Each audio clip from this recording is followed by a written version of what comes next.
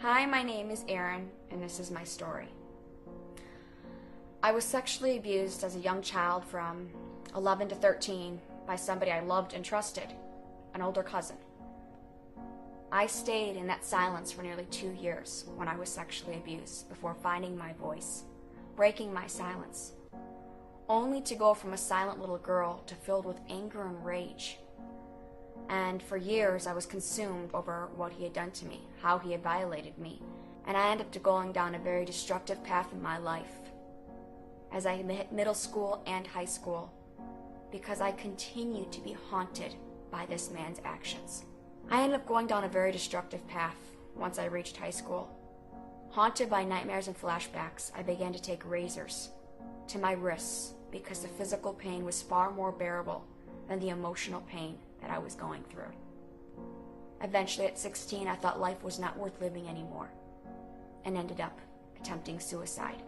Years later, as I went on to high school, shortly after the suicide attempt, and eventually came to this place in my life where all this toxic anger and rage just consumed me.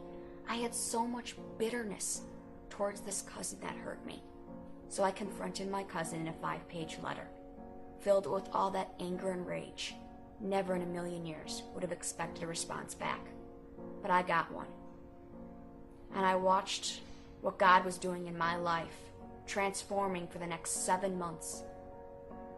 As I confronted my cousin and we exchanged emails back and forth through letters, telling him the pain and horror he caused me and wanting him to take accountability. I never would have imagined that that first letter that was filled with so much anger and rage would end 7 months later with him asking for forgiveness, him apologizing, and him understanding and accepting that maybe I won't accept his apology. And I remember for a week reading this letter over and over and realizing that I cannot hold on to this anger and hatred anymore. I've allowed this person, this cousin of mine, to consume my joy and happiness. And just as God has told me I want to be forgiven for my sins, I've got to forgive those that have hurt me. And I began to go from this person I hated more than anything to letting go of that, forgiving him in a letter, and suddenly found the peace and joy I longed for. Coming up, Erin's call to action. This was his final letter to me. It said, "I'm sorry for what I did to you a long time ago. My actions weren't thought out. I was confused and disoriented. I acted on behalf of just plain stupidity. I wish I had never hurt you the way that I did. I wish I could go back into my past, stop myself and teach myself what was wrong with my actions. But I had to learn the hard way. And unfortunately, you were the one I abused. I am sorry for the past, and I hope you can forgive me. But if you cannot, I understand. I am sorry." And it was this letter that finally allowed me to come out of darkness and decide I wanted to be a face and voice on this silent epidemic, because like Trudy, like the millions of others that have suffered through this horror, we don't talk about it in our society. We are shunned, people are stigmatized, there's shame attached to this, and we don't educate children about this. We teach kids tornado drills, fire drills, bus drills.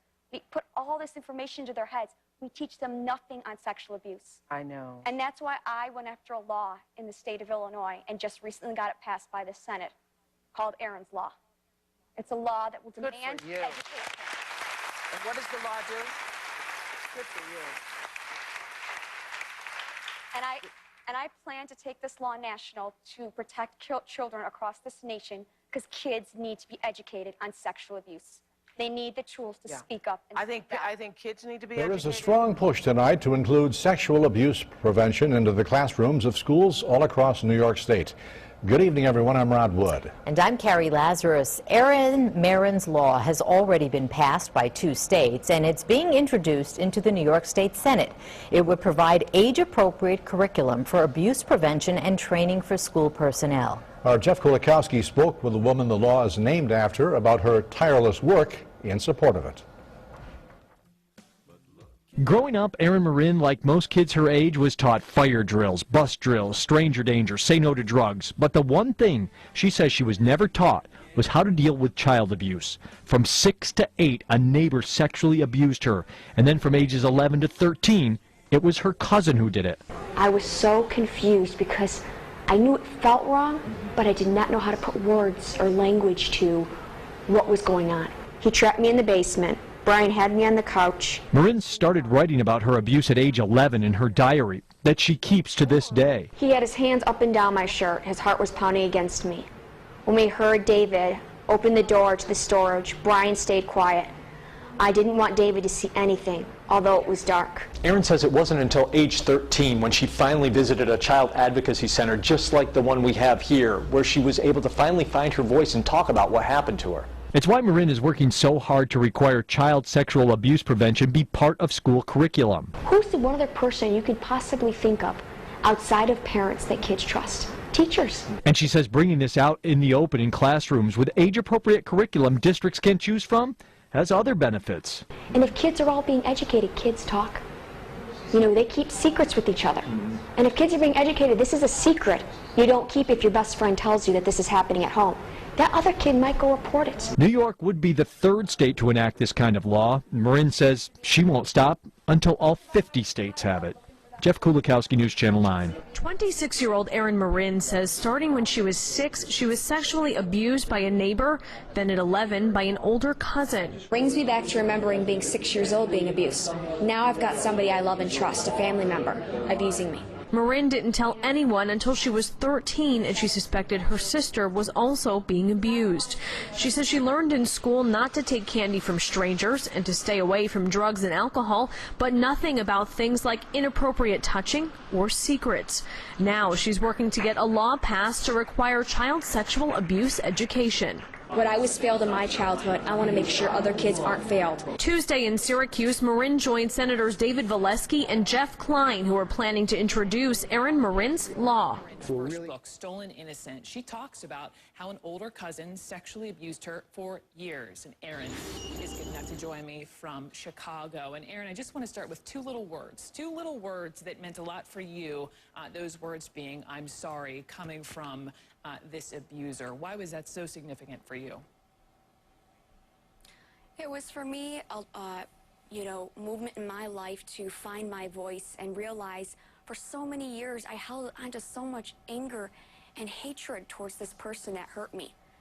And I realized in order to move on and let go of that toxic poison, anger, bitterness, and move forward with my life, I had to forgive this person. And when that apology came, it was like this, aha moment for me where I realized I can reclaim my voice. My innocence was stolen, my trust was taken, but I still have the rest of my life ahead of me, and I could do something positive with it. And look at what you've done. Erin's Law. I mean, I just want to offer you a congratulations on coming up on the one-year anniversary of Erin's Law being signed by Governor Quinn in Illinois. What exactly does the law do? The law educates kids through age-appropriate curriculum in elementary schools, preschool through 5th grade, on safe touch, unsafe touch, safe secrets, unsafe secrets, how to get away, how to tell today. We had the programs in schools that taught us DARE, the 8 ways of how to say no to drugs. But as I said to lawmakers, we teach kids DARE, we teach kids tornado drills, bus drills, fire drills. We teach them nothing on empowering them to speak up if somebody has ever violated them in any way. Facts are shocking when it comes to child sexual abuse. 1 in 4 girls and 1 in 7 boys will be abused by the age of 18. New legislation being introduced in Michigan would help prevent the sexual abuse of children. In St. Joseph today, Republican State Senator John Prose joined with Erin Merryn at the Berrien County Council for Children to help raise awareness about sexual abuse. Merryn's a sexual abuse survivor from Illinois. Her advocacy led to the passage of Erin's Law, protecting children in 4 states, including Indiana. Both Merryn and Senator Prose will testify at a health policy committee tomorrow in Lansing, hoping to help pass Erin's Law in Michigan.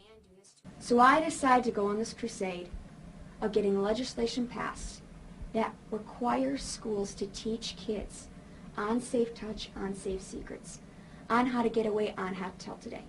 on how to speak up about this in age-appropriate ways through curriculum.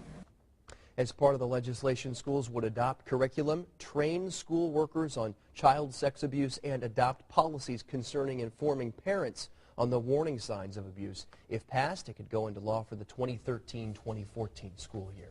A sexual abuse survivor leading a nationwide push to keep others from becoming victims will testify today in Lansing. Erin Merryn will go before the Senate Health Policy Committee to discuss legislation known as Erin's Law. She joins us live in studio this morning along with State Senator John Prose, who is sponsoring the bill here in Michigan. Thanks for coming out this morning. Really appreciate that. Of course. Let's start with your story, Erin. Share your story with us. From the ages of 6 to 8.5, I was sexually abused as a young child. You know, I was never told, educated on safe touch, unsafe touch, safe secrets, unsafe secrets. So I woke up as a little 6-year-old off on my little overnight with my best friend and wake up to her uncle coming into the room sexually abusing me. And the sexual abuse continued until I was 8.5 years old, which eventually turned into being raped. I repressed it. I started having behavior problems due to it. We moved. And then from 11 to 13, a family member sexually abused me. And I lived in that silence because I was getting one message only. And that was, this is our little secret. No one will believe you. I'll come hurt you. I wasn't getting the other message in schools. Speak up, tell. What's a safe secret? What's an unsafe secret? Safe touch, unsafe touch. This is things we fail to address with kids. I knew the 8 ways to say no to drugs. I knew how to get out of a burning building, tornado drills, fire drills, all of those drills, how to escape a school bus. Right. But I didn't know how to tell on my perpetrator, so I lived in that horror and silence. The Sandusky case has brought the issue of child sex abuse to the national consciousness. Pennsylvania lawmakers hope the heightened awareness will push a new law through the legislature that would teach kids how to stop abuse. Dennis Owens is here with the details. Dennis. Well, societally, child sex abuse has been a taboo topic. But a local lawmaker and a national advocate hope the Sandusky case will help them change that. And things need to change because child sex abuse is a problem well beyond Penn State and its infamous former football coach. Experts call it a hidden epidemic. The numbers are staggering. 1 in 4 girls, 1 in 7 boys will be sexually abused by the age of 18. The best defense that we can provide our children is knowledge. State Rep Maury Gingrich's bill would require schools, beginning in kindergarten, to teach kids how to recognize sex abuse and tell someone about it. She knows some parents will be uncomfortable. All I have to do to move me off the dime to have that conversation is think about some predator rubbing the leg of my granddaughter or my 5-year-old, 6-year-old grandson. It's called Erin's Law, named after Erin Merryn of Illinois, who was abused by a cousin and an acquaintance as a little girl. She kept their secrets Locked away in a little childhood pink diary. but is now on a mission to help victims find the voice she never could. They're getting the message from the predators. We keep this a secret. They're not getting the other message. Tell. Don't keep this a secret. The bill would require age-appropriate training for K-8 students in both public and private schools. The content would be added to existing and already state-required health classes, so the cost would be minimal. Merryn points out the cost of doing nothing, as Penn State proves, could be far greater. And in the end, this curriculum teaching kids on how to tell, protecting them before they're even abused, will end up saving millions of other children. Because as we know, these sexual predators do not stop after abusing one kid. They'll get as many kids as they can possibly get until they're caught. And Erin's other message to parents: abusers aren't sweaty guys in trench coats who jump out of the bushes at night. 90% of the time, they are trusted adults known to the victim. Val?